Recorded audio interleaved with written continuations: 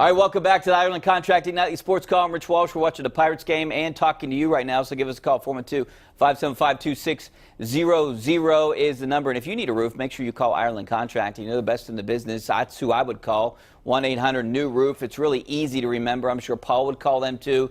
If you need a roof or anything outside of your house, give Ireland Contracting a call. 1-800-NEW-ROOF is the number. Give us a call right now on the Borders & Boris hotline, 412-575-2600. Right now we're in the 8th inning, no outs. Crick's on the mound. It's 2-1, guys on first and third, and you know the Pirates are going to score here, Paul. And what I want to get into is just how frustrating has this season been. I know a lot of the Pirates people will use the excuse of the injuries, but you know, I still go back to the payroll as being the problem because, you know, if they spent a little bit more money, got some depth, they wouldn't have this issue right now.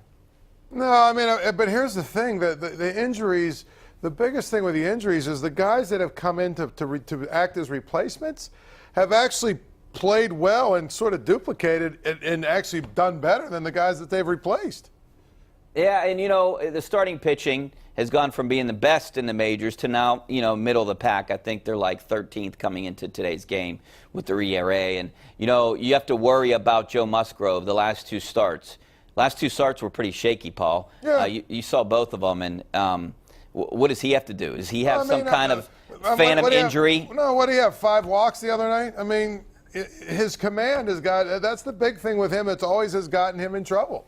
Is his command or his lack thereof. And when he doesn't have command, you know what? He's not a very good pitcher. And I think that's the best thing that you can say about it is, you know, he wasn't walking guys when he was pitching well. And so if he's able to just cut down on the walks again, I don't think he needs an injury. Although I will say one of the company lines is that the velocity is down a little bit. So maybe who knows? But how can they afford to put another guy on the DL? Yeah, maybe he might have thumb inflammation. The good thing is Chris Archer's coming back here soon. Unless he's really injured, you can't put him on the injured list.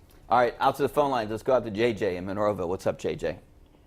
Hey, guys. How you doing tonight? Good. Thanks for calling. Well, at least they're not giving up 10 runs. That's all I got to say about that. Well, we don't know that yet. That's true. It was a nice pitch. One thing I want to tell you, Rich, is somebody trying to sabotage you at the station. You know, they spelled Starling Marte's name with an S-T-E-R instead of S-T-A-R. When? Where? On your newscast tonight. You know, you had the lineup, and it was spelled S-T-E-R-L-A-N-G. Well, thanks for letting me know that. I didn't see that. Yeah, I know you don't do the graphics. No, I don't do the graphics, but I will have to make sure that gets taken care of. But thanks for putting that out. I don't think someone's. That's not trying to sabotage me if the graphics misspelled. I really don't know. Early last week, they had the Pirates with 24 losses. Somebody over there is making some mistakes. Okay. Hey, I appreciate that. Thanks for pointing that out. I'll get that taken care of. I got a got out of it. Well, that's good. That's another thing that's good for the Pirates. So, hey, thanks for calling, JJ. I appreciate it. Thanks for watching. I appreciate that more. Let's get out to the phone lines again and go out to Waylon out in Washington. What's up, Waylon? How you doing? Hi, Rich. Hey, Paul. How are you guys? Good. Thanks for calling. Hey, check it out. Like Tim Timmons is the referee behind the plate. He is really having a rough night calling balls and strikes. Yeah, he had a couple that could have got Williams out of a jam there. You know, and these guys are throwing good pitches, you know.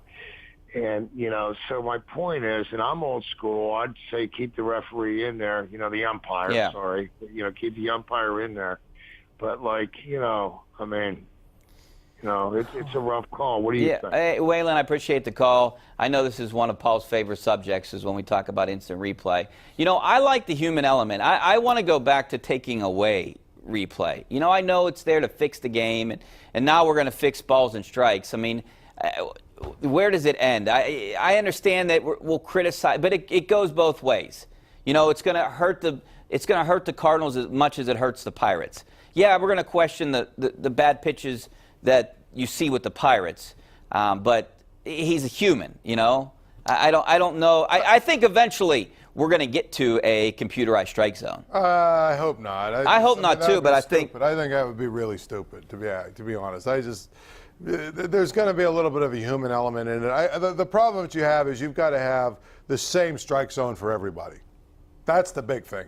And when you have different strike zones for everybody and different guys calling strikes different ways, it's, you know what I mean? It's just crazy to me. It's absolutely crazy. Yeah, do you know the process that these umps have to go through? No, I mean there's a ranking system. I mean they get graded on how they do things, and you know the higher you get graded, the more opportunity you get to do bigger games and stuff. But it's just goofy to me. Yeah, I think there should be some consistency with it, and I don't know how you solve that without going some kind of computer monitoring system, but then that just takes away from the human element. And I want less of these replays because, you know I'm going off topic here, but I think the last 2 minutes of NFL games are going to be an absolute disaster this year. Well, with the pass interference stuff, it's going to be stupid. Yeah, because now you can look at every play. If it isn't called. If you think about it, every passing play that's an incomplete pass, if the ball is somewhere close to the receiver, you almost have to look at it. You have to. You have to look at it. And that ruins games. I'm sorry. Yeah. So the last 2 minutes are going to take forever. Let's go out to Al in Oil City. What's up, Al? Al, you there? Yes. Hey, thanks for calling, Al. What I was calling about the other night, you were talking about the umpire who called the ball and threw his right hand out, and then it was called a strike. All you have to do is run the tape, and you can see that it happened numerous times during that game that he would call a ball, but he would throw his right hand out, and then it would be... Yeah, I don't remember that. That might have been Bob. Were you talking about that? Were you on the show? I wasn't on the show, Al. I don't remember. I think it was Bob and Gene that were talking. Yeah. But all they have to do is run the tape. Yeah. But getting back to another thing, we were putting up with the owner of the Pirates back years ago. I'm almost 94 years old, so.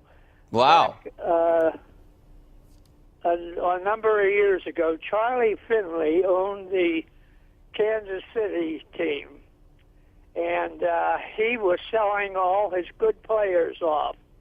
So the league came and said, you can't do that anymore. Any trade that you make or anything, selling any of the players has to be approved by the league. Why don't they do something about him now? Hey, Al, I appreciate the call. Thanks a lot. They do. They do look at every trade, and they approve every trade. They do. Yeah, they do that now. The Pirates are just cheap. That's just plain and simple. It's hard for them to make a case against the Pirates when they won, 83 games or whatever? Yeah. They had a winning record. There's a bunch of teams that won like 60 and 70 games or whatever and were terrible and never competitive. It's hard to make a case against and the Pirates are probably going to win close to 80 games this year, somewhere around 500, and they're going to have one of the lowest payrolls in baseball. It is frustrating being a Pirates fan because, you'll be watching an average team. And then every once in a while, every 20 years, you might hit the lottery and get something good going for a couple years, and then you're going to lose those players. That's just the state of baseball right now, and the only way this is going to get fixed is if there's a salary cap, a salary floor, something like that. I think there at least needs to be a salary floor. Well, you got to have both. You can't have one without the other. It wouldn't make sense. All right, we're going to take a break. Back with more of your phone calls, some of your tweets coming up next. Stay right there.